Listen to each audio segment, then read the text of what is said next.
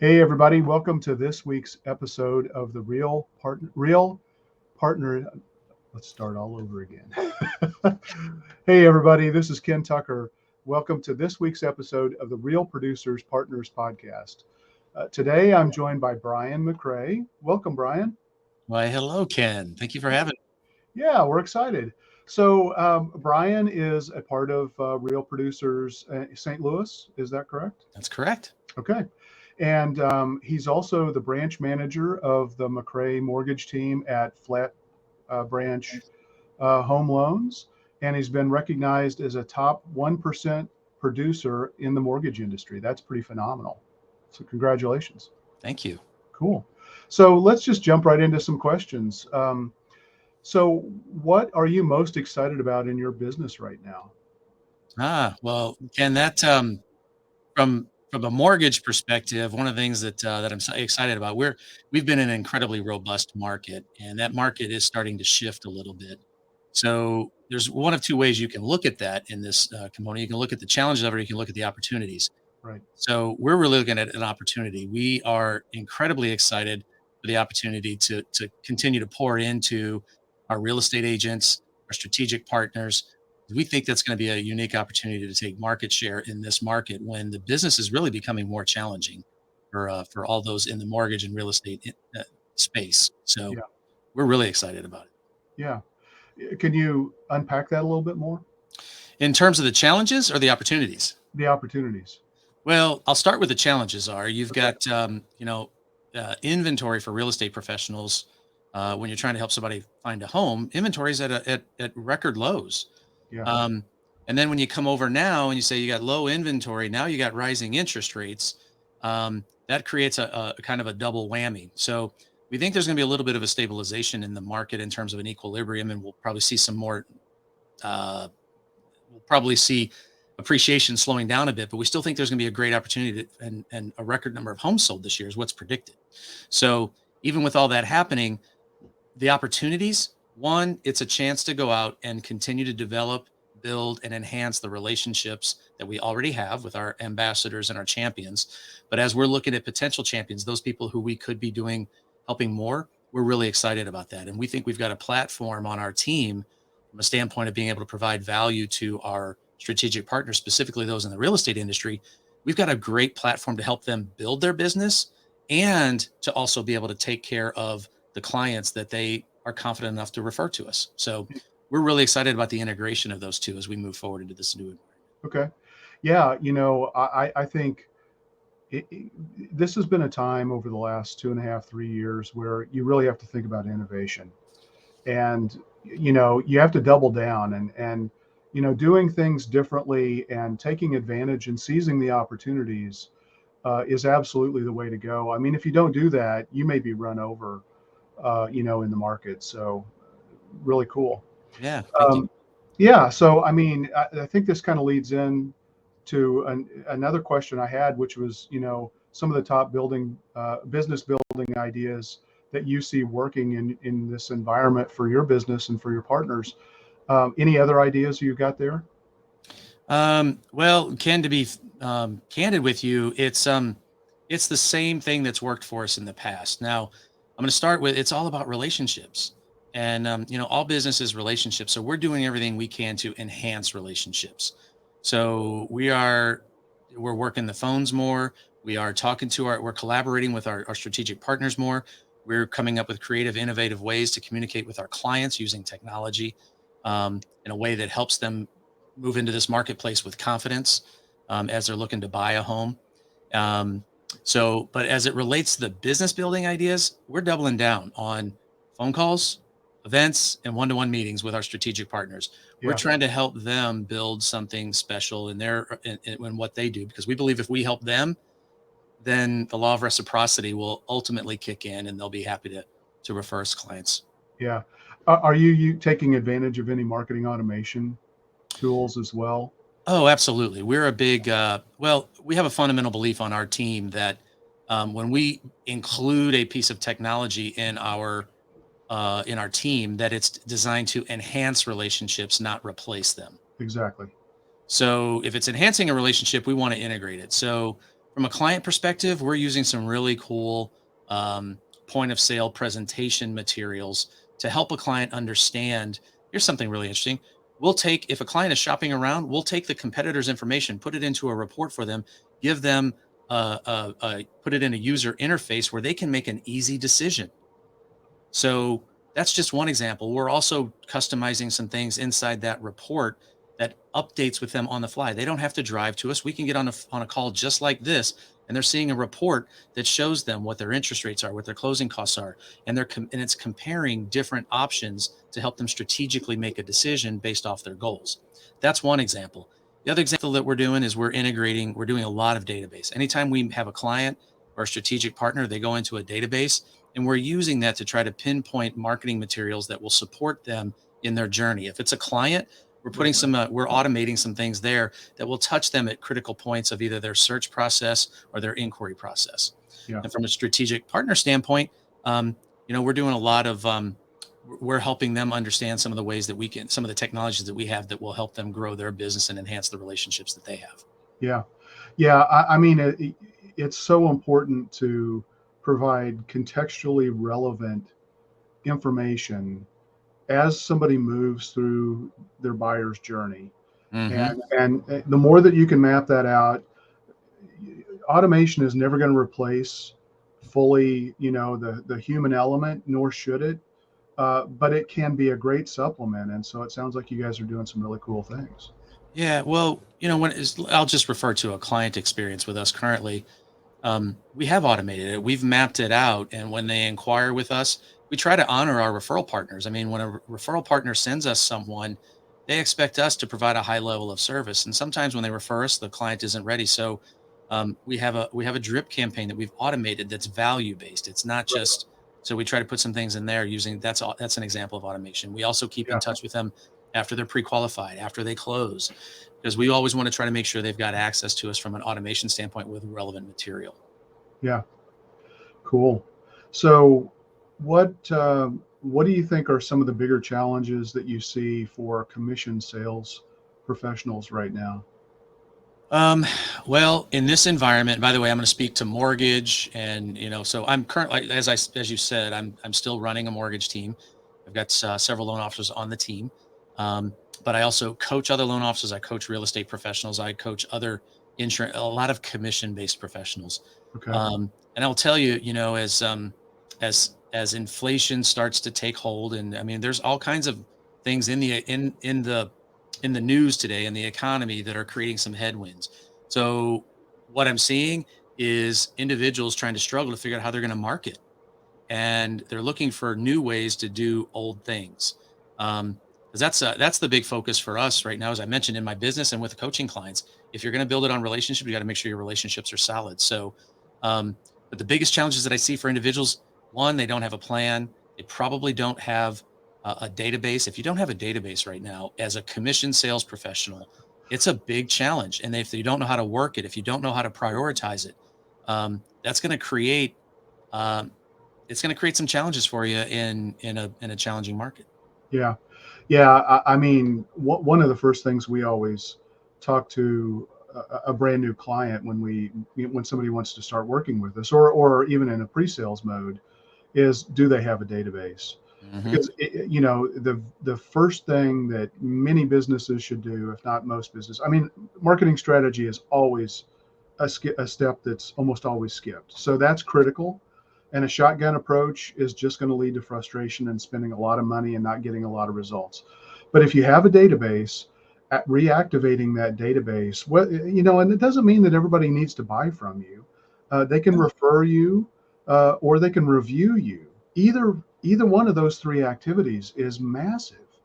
And if you don't have your database in a usable format, you're leaving money on the table. Absolutely. And in this day and age, I think it's one of the best insurance policies that any salesperson can have is a quality database that is actively and want to be engaged with you. Yeah. Yeah, Well, somebody once asked me if you had $1,000 to invest in the business, if you could go back and do it again, and you were going to be, what would be the first thing you'd invest in if you had $1,000? It'd be a database. There's yeah, no question. Yeah. yeah, absolutely. So let's shift gears a little bit. Talk about some of the personal habits that you have that keep you going professionally. Well, Ken, I notice you're probably a reader, and I've heard readers are leaders and learners are earners.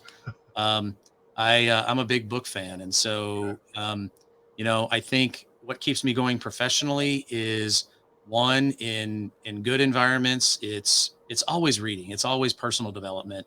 Um, so that's what keeps me going professionally. It's looking for new ideas. It's looking for new ways of doing things. Um, so books are always. I had a mentor of mine said, spend 15 minutes a day reading something nonfiction. Hmm. Changed my career path. Wow. So that would be one personal habit. Spend 15 minutes a day reading something nonfiction. So Yeah. Yeah. Cool. Yeah. Well, I have a philosophy undergraduate degree, but I have a science minor. So for wow. me, I love learning and I love experimentation, and in the world of digital marketing, I mean, that's all it is. right. you know, so I mean, that's and fortunately, because I think those are my natural attributes and Yeah. and the ways I like to learn. That's I spend a lot of time. So yeah, you'll see a lot of books behind me. That's some good ones. Yeah, yeah, absolutely. So let's see here. Tell me a little bit about your coaching practice. The coaching practice. Yeah. So, well, a little bit of background about 10 years ago, um, I was always told that you're compensated for the value you have in the marketplace. And I was a pretty good loan originator. As you mentioned, a top 1%. I don't say that to impress, but it was just, I had built a pretty good practice. And about a decade ago, we were in a similar, kind of economic situation. If you go back to, 2000, it's probably closer to 15 years ago. But if you go back to 2007, 8, and 9, Yeah. the economy started shifting. Well, in 2010, I kind of had this idea of adding value to the real estate community and the financial services community. Again, commission sales professionals. So I started an event, Okay. um, and it's called the Mastermind Project. And we started running that here in St. Louis. We did it once a month. And that really was the basis for a coaching program. So I started just sharing ideas that were working in my practice from reading books. All right. And it just started to take hold. And that event's been going on. We'll be celebrating 11 years. So the Wow. point is that that once that started occurring and people started seeing results, they started asking me to help train them. And so we created some content to help them build a referral based business. And then some people wanted to they want people can take all the learning, they can go study something, but putting it to practice usually becomes a challenge. So that's where Right. accountability came in. Yeah. Some individuals were asking me for some accountability, so I started um, the Accelerate coaching program, Okay. and so that's designed for commission sales professionals, small business owners, and we just had some amazing stories. And there's really kind of uh, five ingredients that go into this group, and it's they all have a vision, they all have putting a plan together, they're pursuing it on a what we call it the momentum system. And then there's some metrics that we manage each week. Each of them determine which metrics they're going to report on. They kind of bring that to the table. To kind of it's that, again, having an idea what's important to your business, working on the majoring in major things and minoring in minor things. Yeah. So they all know that. And then the fifth element or the fourth element was time allocation. They make sure they allocate time to getting those things done. And then the fifth one is joyful accountability. If somebody says they're trying to build something special, but they're not doing the activities, then they all get a spotlight, and they're asked about the challenges that they're having in their business so they can overcome them. It's just really the stories that we have from that. We just had a, a revenue roundtable. All of us were trying to figure out, hey, as we go into this new economy, revenue is going to be at a premium. So we got together as a group. There were 14 of us that got together and just shared some revenue. Everybody had to bring one revenue generating idea and share it and have it picked apart by the rest of the coaching group. And it was awesome. So, one guy's got a multi-million-dollar opportunity in front of him, and he was focused on another pretty good opportunity, but it wasn't multi-million dollars. And he kind of got one little idea there that probably will change, has a good probability of significantly impacting the financial future of his family for a long, long time. So, Wow. Wow. Yeah. Yeah, it's great to be a part of those types of groups. You know, the knowledge that you can gain just by having somebody from the outside looking in, you know, and taking the core of an idea and making it better is just so powerful. And that's really awesome. So how do you guys meet, like monthly, quarterly? No, How this our mastermind, the Accelerate Mastermind Coaching Program, that meets that's the accelerated coaching program that meets on a weekly basis. We get Okay. together for an hour, Yeah. and we're reading books. We're holding each other capable, not accountable, but capable. And then each person gets a spotlight session each week, and or Yeah. each we rotate it, and it's just so insightful because you've got a group full of people, very limited, so we get to know each other very well. Right. We have everybody sign an NDA, so there's no information being leaked outside the group, and people start sharing real stuff. Because what I've learned, Ken, is that another mentor of mine told me isolation is the enemy of excellence. If you want to build something excellent, you can't do it alone. And so, in these challenging environments, you got to be able to have a place to come and share challenges and wins and desires, what you're trying to build, so that other people, one of the coaching clients said recently, he goes, this group is like a time machine. I get to borrow the wisdom, the experience, the mistakes. We celebrate mistakes in our group because what it does is it prevents me from making them. If you make a mistake, I get to learn from it. If I make a mistake, you get to learn from it. And Right. we don't. So that's buying wisdom. That's buying time. Yeah. So yeah. Well, another thing that I see a lot is um, people are so concerned about making a mistake that they don't do anything. Mhm. And the cost of inaction is usually huge. And, whether it's, um, I'll just take online reviews, for example. If you don't have any online reviews about your business, that still speaks volumes about your business, because most people want to look for online reviews when they're looking for somebody that they want to work with. And if they go there and they don't see any reviews, they're going to either think they're not very good or nobody cares enough about this business to write a review. Right. And so inaction is, in many cases, it's worse than doing something and failing. I mean, obviously there are catastrophic failures that Right. you don't want to make. But I think it was IBM, and I think you came from an IT background, if I remember right, as did I. um, IBM basically, their whole philosophy about moving business in the online world was fail fast quickly, Mhm. because you get that feedback loop. And the same thing is true if you're running Google ads or any form of advertising. You want to take that feedback and optimize it to continue to improve. You're going to be rewarded by better conversions and cheaper cost per click. So yeah, you've got to take action. I mean, that's just huge. And having a safe environment, to help facilitate that, I think is a really smart idea. Oh, thank you. So, Yeah, that's yeah, good. yeah. So, what? Let's get back to your team a little bit.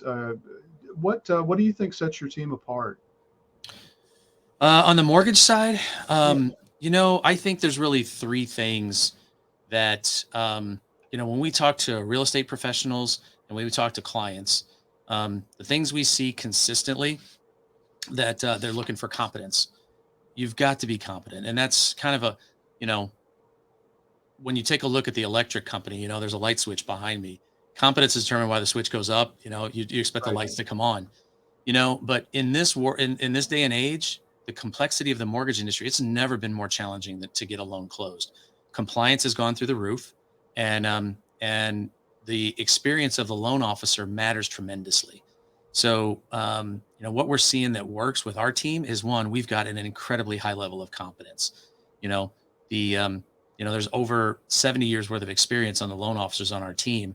Um, the least tenured loan officer on our team has been doing this for 10 years, and he's our number one producer. So, um, that part, I think competence, and then I think communication. It sounds so. I'm not revealing any rocket science here, Ken, but the level of communication. the ability, and when I say communication, it's not just communicating facts and figures. It's also being able to, it's having a high emotional intelligence to be Yeah. able to understand where somebody's at emotionally, and be able to ask the right questions to have them unpack, whether it's a real estate agent struggling with a client trying to help them, or if it's a client that isn't really sure. We just had a situation where a client was stuck. They came to us, they were referred to us at the last minute. They were stuck on finding a home. They couldn't find anything, and we kind of walked through and said, "Well, what is your challenge?" And they just said, "Look, we are incredibly payment driven." And so they had gotten pre-qualified at a number with someone else. And when we spoke to them, we kind of walked through. I don't know if you remember that piece of technology that we talked about earlier. Yeah. We put it on a screen in front of them. We said, "Well, what do you think would have won this house?"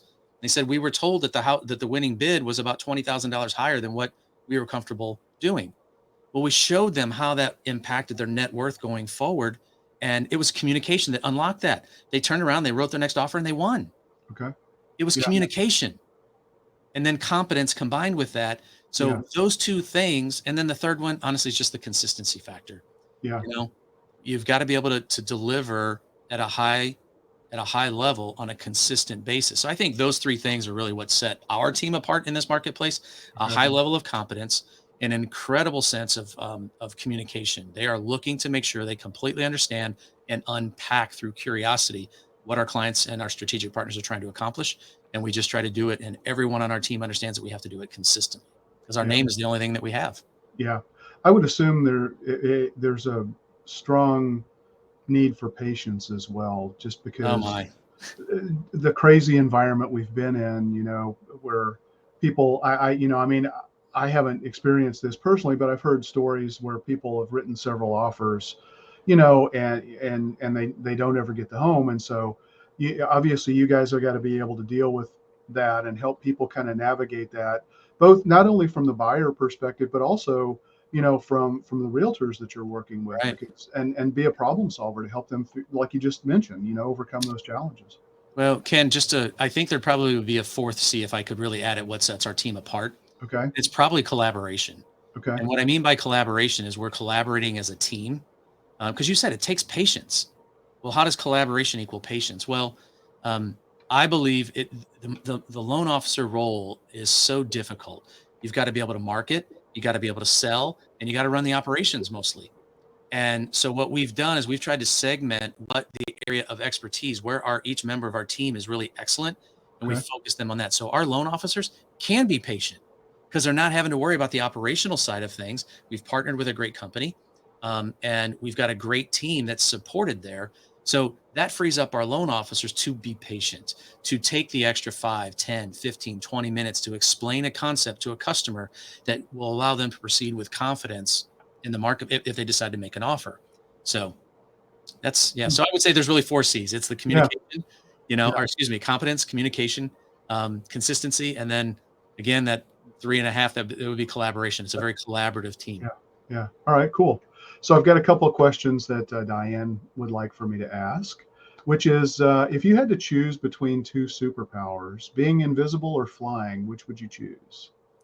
Um, you know, uh, I'd have to fly. If somebody asked me what my favorite animal would be, and I'd be an eagle. I mean, Yeah. just being able to take, and there's no question. Yeah. It'd be Yeah. I mean, I talked about this with Diane, and being invisible would be really intriguing, but I think it would also be so tempting. Where Yeah, there, put it it, this way. There's so many positive things about flying, right. and there's so many you use the word temptate. There's too many temptations, Yeah. and I don't want to show up I'd like to be transparent in a room, but I'd Right. like to be seen. I'd like to be transparent but seen. I don't know that I'd like to be invisible. Yeah. So, and the last question I have for you today is, what's the strangest thing in your refrigerator? Strangest thing in my refrigerator. Um, yeah, strangest thing in my refrigerator. Um, that's a great question. I'm gonna say, well, currently it's got to be current. So, um, we've got a celebration cake in there. My daughter is graduating, and so we've got a cake in there. That doesn't happen all the time, so it's strange. It's not very Yeah. unique, Yeah. but Yeah. it's a pretty nice elaborate cake for her that we're going to be using Oh, to cool. celebrate her. Awesome. So Well, congratulations to her. yeah, So, and to you. yeah, So, exactly. All right, Brian, let me get your website here. Put that on the screen. But tell me, how can people get a hold of you? What's the best way for people to reach you? People typically are reaching out to me for one of three things, and it's mortgage assistance. We love the McRae Mortgage Team loves helping. You can get to us there on the McRae Mortgage Team. Some of them like to attend events that we run, and that's the Mastermind Project. You can get that there. That's a free event for everybody to attend. Some individuals have called, if they want to inquire about coaching, same website.